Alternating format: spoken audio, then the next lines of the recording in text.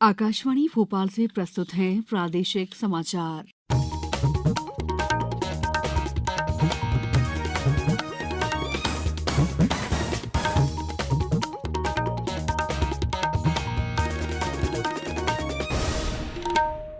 नमस्कार, समाचारों के साथ मैं दीपा सिंह। राष्ट्रपति द्रौपदी मुर्मू ने आज राष्ट्रपति भवन में एक कार्यक्रम में राष्ट्रीय खेल और साहसिक पुरस्कार 2023 प्रदान किए हैं। क्रिकेट खिलाड़ी मोहम्मद शामी, शतरंज खिलाड़ी आर वैशाली, तीरंदाज ओजस प्रवीण देवताले और अदिति गोपीचंद स्वामी, गोल्फर दीक्षा डागर, कबड्डी खिलाड़ी पवन कुमार और ऋतु नेगी उन खिलाड़ियों में शामिल हैं जिन्हें अर्जुन पुरस्कार प्रदान किया गया है। इनके अलावा कई अन्य खिलाड़ियों को अर्जुन पुरस्कार, प्रशिक्षकों को द्रोणाचार्य पुरस्कार और खेलों में जीवन भर की उपलब्धि के लिए ध्यानचंद पुरस्कार दिए गए। समारोह में बेंगलुरु के जैन सम विश्वविद्यालय और ओडिशा खनन निगम लिमिटेड को राष्ट्रीय खेल प्रोत्साहन पुरस्कार दिए गए। इस अवसर पर साहसिक पुरस्कार 2023 भी प्रदान किए गए। खेल मंत्री अनुराग सिंह ठाकुर और अन्य गणमान्य व्यक्ति पुरस्कार समारोह में उपस्थित थे। प्रदेश विधानसभा के नवनिर्वाचित सदस्यों के लिए आज से मानसरोवर सभागार में 2 दिवसीय प्रबोधन कार्यक्रम शुरू हुआ। इस दौरान विधायकों को संसदीय प्रक्रियाओं से अवगत कराया जाएगा। कार्यक्रम को संबोधित करते हुए लोकसभा अध्यक्ष ओम बिरला ने कहा है कि संसदीय लोकतंत्र ही शासन चलाने की सर्वश्रेष्ठ पद्धति है। लोकतंत्र की ताकत हमारी सर्वोच्च संस्था लोकसभा और विधानसभा है। विधानसभा कैसे चलनी चाहिए, इसकी जिम्मेदारी हमारे विधायकों की है। विधानसभा अध्यक्ष नरेंद्र सिंह तोमर ने कहा कि एक अच्छा जनप्रतिनिधि बनना हम सब के लिए जरूरी है, लेकिन साथ ही साथ एक अच्छा विधायक भी बनना हम सबके लिए जरूरी है।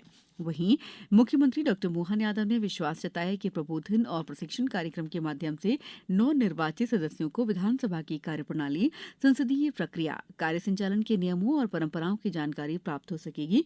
कार्यक्रम में अन्य वरिष्ठ नेता भी मौजूद थे।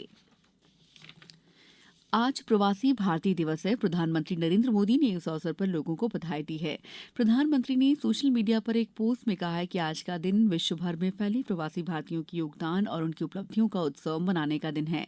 उन्होंने कहा कि प्रवासी भारतीयों का अपने देश की समृद्ध विरासत के संरक्षण के प्रति समर्पण और वैश्विक संबंधों को मजबूत करने में उनका योगदान सराहनीय है। प्रधानमंत्री ने कहा कि ये विश्व भर में भारतीयता और विविधता में एकता की भावना का समावेश करता है।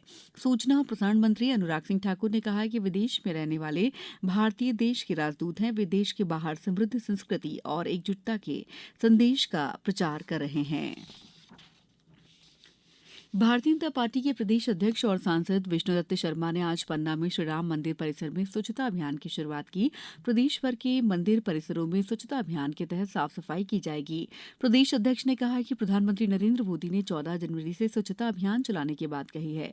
21 जनवरी तक शहर में यह अभियान चलेगा। राजधानी भोपाल समेत प्रदेश के अधिकांश हिस्सों में मंगलवार सुबह घना कोहरा छाया रहा। भोपाल में विजिबिलिटी 10 मीटर से भी कम रह गई। हालांकि करीब 9:45 बजे के बाद हल्की धूप खिली।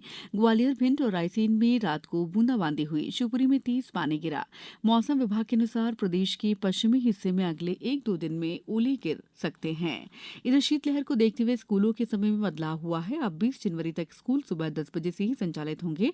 मुरैना में बीती रात घने कोहरे के बाद सुबह चली सर्द हवाओं और वर्षा के कारण कोहरा तो खत्म हो गया, लेकिन सर्दी तेज हो गई है। अब कुछ समाचार संक्षेप में। बालाघाट में लगाए गए शिविर में 16 पंचायतों में 1913 नागरिकों के स्वास्थ्य की जांच की गई। इसके अलावा 916 ने टीबी और 405 नागरिकों की सिकल सेल की जांच की गई। टीकमगढ़ कलेक्ट्रेट सभाकक्ष में कल खाद्य विभाग की उज्ज्वला योजना की समीक्षा बैठक आयोजित की गई। बैठक में ग्राम स्तर पर शिविरों का आयोजन करने के निर्देश दिए गए।